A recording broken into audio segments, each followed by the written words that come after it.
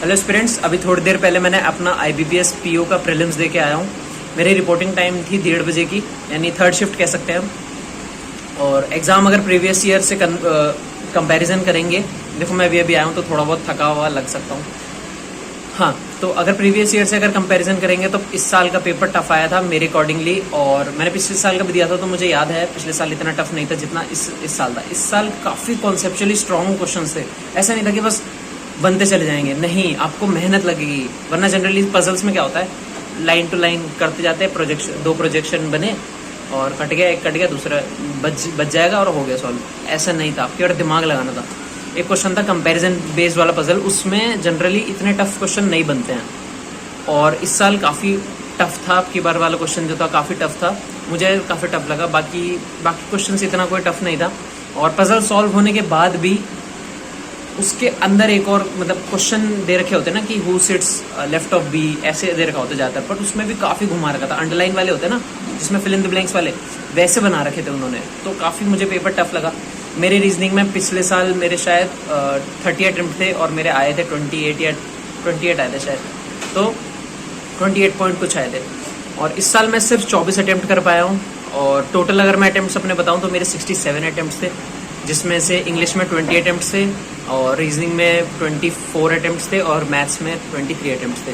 देखो मैथ्स काफ़ी मुझे DI जो थी वो काफ़ी इजी थी, एक DI काफ़ी इजी थी और एक DI थी जो थोड़ी सी टफ थी। देखो एक थी टेबल वाली DI, ठीक है, जिसमें मेन और वुमेन दे रखे थे और मेन और वुमेन नहीं दे रखे थे, उसमें सोल्ड अनसोल्ड दे रखा था और उसमें भी मेन और वुमेन का रेशियो में डिवाइड कर रखा था। एक था बार ग्राफ वाला दे रखा था और एक कैसलेट थी। कैसलेट मैं नहीं कर पाया क्योंकि मेरे को दिख रहा था इसमें काफ़ी वेरिएबल बनेंगे, मैंने तुरंत उसको स्किप कर दिया। और जो अर्थमेटिक थी, देखो जनरली ने अर्थमेटिक काफ़ी ईजी आ रही थी, मतलब काफ़ी ईजी आती है जनरली।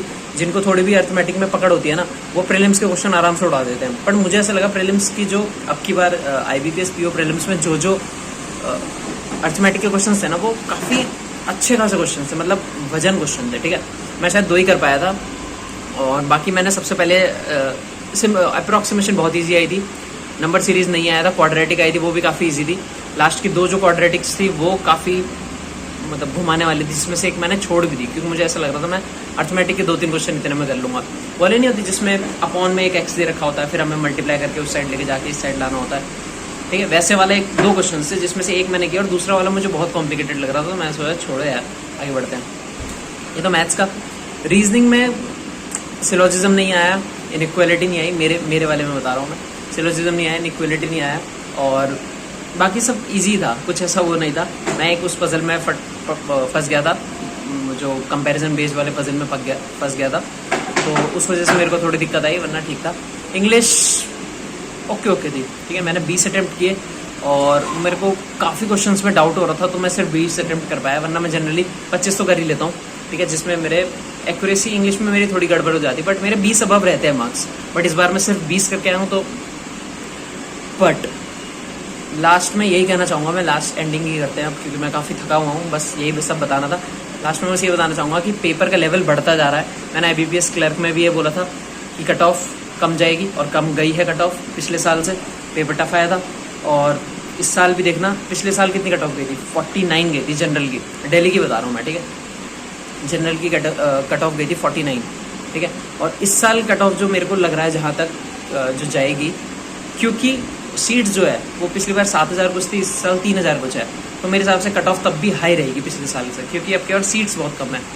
तो आई थिंक कट ऑफ मेरे हिसाब से 55 के अराउंड रहेगी, 55 से थोड़ा सा कम कह सकते हैं,